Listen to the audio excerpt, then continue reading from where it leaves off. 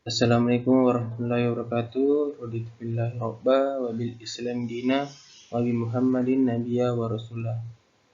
Rabbi israhli sadari wa yassirli amri wahlul 'uqdatam min lisani yafqahu qawli.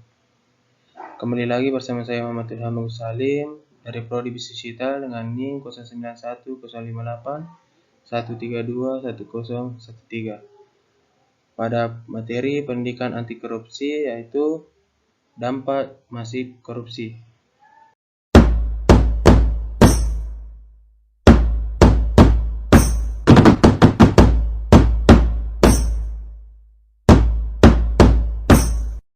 Pengertian, korupsi dianggap sebuah kejahatan luar biasa karena memiliki dampak yang masif dalam jangka pendek maupun jangka panjang.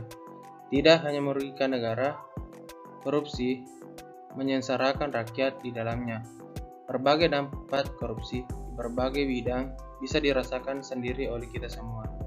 Cerminan dampak korupsi bisa dilihat dari mahalnya harga jasa dan pelayanan publik, masyarakat yang semakin miskin, atau terbatasnya fasilitas pendidikan dan kesehatan, perkembangan ekonomi mandek, dan berbagai rencana pembangunan terhambat akibat korupsi.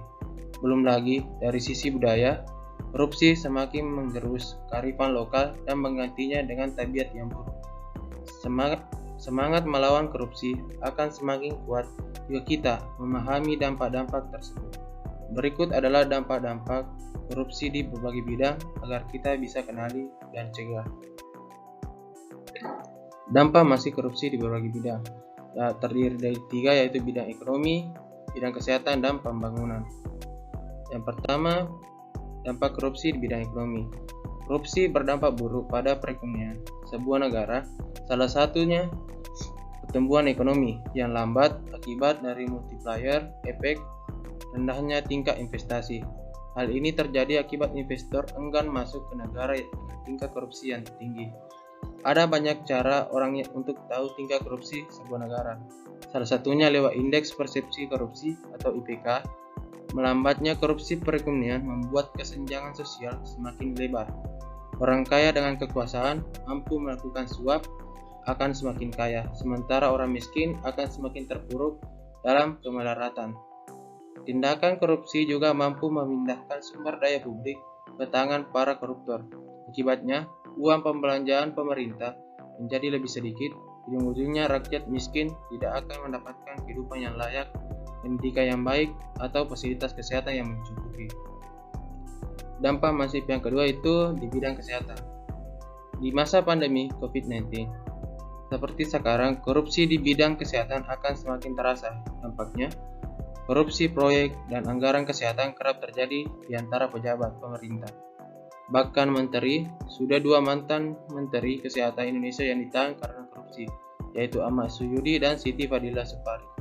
Menurut catatan Indonesia Corruption Watch atau ICW, korupsi jadi biang keladi buruk pelayanan kesehatan. 2 masalah utama adalah peralatan yang tidak memadai dan kekurangan obat. Korupsi juga membuat masyarakat sulit mengakses pelayanan kesehatan yang berkualitas. Dampak dari korupsi di bidang kesehatan adalah secara langsung mengancam nyawa masyarakat. ICW mencatat, pengadaan alat kesehatan dan obat merupakan 2 sektor paling rawan korupsi. Perangkat medis yang dibeli dalam proses korupsi berkualitas buruk, pelayanan penerjunannya juga jelek serta tidak presisi. Begitu juga dengan obat yang pembeliannya mengandung unsur korupsi, pasti keampuhannya dipertanyakan. Nah, bidang ketiga itu terhadap pembangunan. Salah satu faktor yang paling banyak dikorupsi adalah pembangunan dan infrastruktur. Salah satu modus korupsi di sektor ini, menurut studi World Bank, adalah markup yang sangat tinggi mencapai 40%. KPK mencatat, dalam sebuah kasus korupsi infrastruktur, dari nilai kontrak 100%, ternyata nilai real infrastruktur hanya tinggal 50%, karena sisanya dibagi-bagi dalam proyek pencatatan para koruptor. Dampak dari korupsi ini tentu saja kualitas pembangunan yang terburuk hingga dapat mengancam keselamatan publik. Proyek ini sangat syarat korupsi juga tidak akan bertahan lama. cepat rusak sehingga harus dibuka proyek baru yang sama untuk dikorupsi lagi. KPK mencatat korupsi di sektor ini terjadi dari tahapan perencanaan, proses pengadaan, hingga pelaksanaan.